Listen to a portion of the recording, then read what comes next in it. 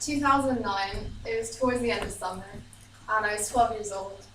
I remember I was in the car with my little cousins, and we're on our way to go get our henna done.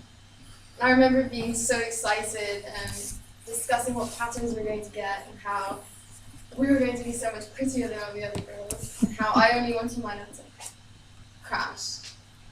All of a sudden, I found myself holding my little cousin's hand and telling them that everything's going to be okay. But for me, that was the exact moment where my fear for being in a car developed. We hit a man, and the windscreen was completely smashed, and there was glass everywhere.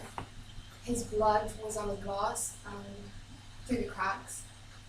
But worst of all, his body was laying in the road. I remember trying to be brave for my cousins, trying to be brave for myself and for the driver. But I remember when I got home, all I could think of was how I was involved in changing this man's life for the worse. Me. I was there.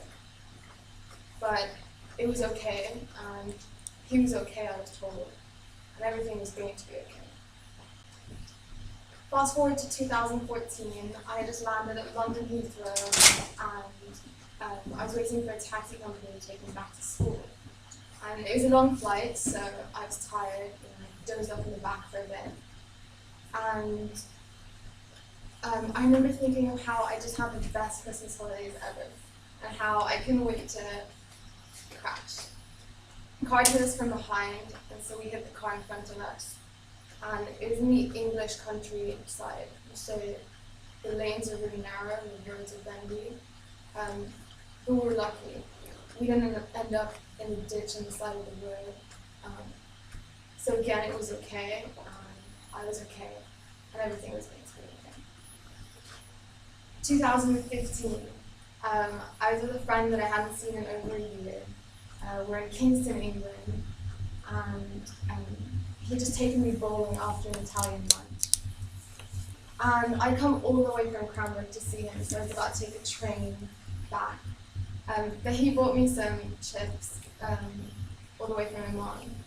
And so we went to his car, which was in the car park, and he offered to take me to the station so that I wouldn't miss my train. I explained to him that I'd much rather walk because of my ridiculous fear of being in a car. He laughed and agreed that it was ridiculous, and then asked me to get in the car. At that moment, I remember thinking that, it's been a complete year, nothing's happened. Maybe it is a ridiculous fear. I got in the car. He looked over at me and said, "Look, Reem, I promise you I'm a safe driver. I've never even been in a crash." We hit the car in front of us. We got out, exchanged numbers with the guy, got back in, and I could tell that he felt really guilty about what just happened. He was sorry. But again, he was okay. We were both okay. Everything was going to be okay. December 31st, 2016, New Year's Eve, I was with my cousin on our way to go get our hair done for my grandfather's annual New Year's twice a year. And we're on the beach road, also called the Road of Love, and translated from Arabic. And I remember discussing how we were going to be so late and how we had nothing to wear. And she said, you should wear the dress that you wore to crash. The car hit us from the side. And my cousin explained to me that she accelerated so that it wouldn't hit me directly, and instead it hit the door behind me. We pulled over and we spent hours on the side of the road, and the other car was completely smashed. The bonnet had come off, and I remember seeing this little fountain where the bonnet used to be. Sorry. And in that car there was a newborn baby. We waited for the police to come, and then we went to the station where we spent an hour sorting out paperwork and things. But again, it was okay. Everyone was okay. Everything was going to be okay. Who am I kidding? The man in 2009 was not okay. He died that night in hospital, as I was later told. It was not okay. I was not okay. And everything is not okay.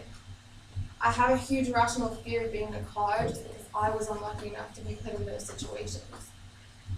I refuse to get into a car if I don't have to.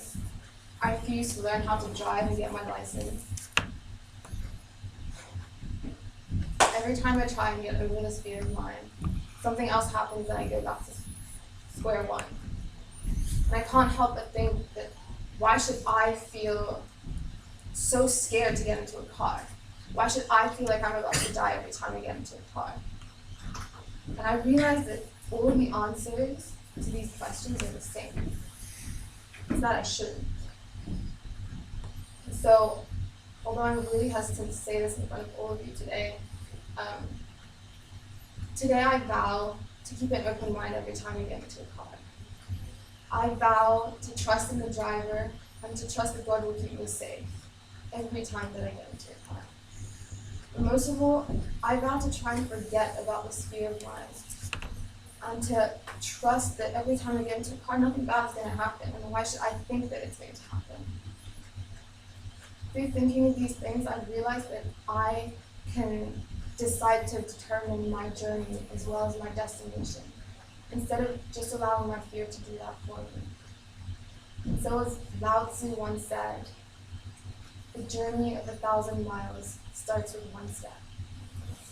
And this is mine.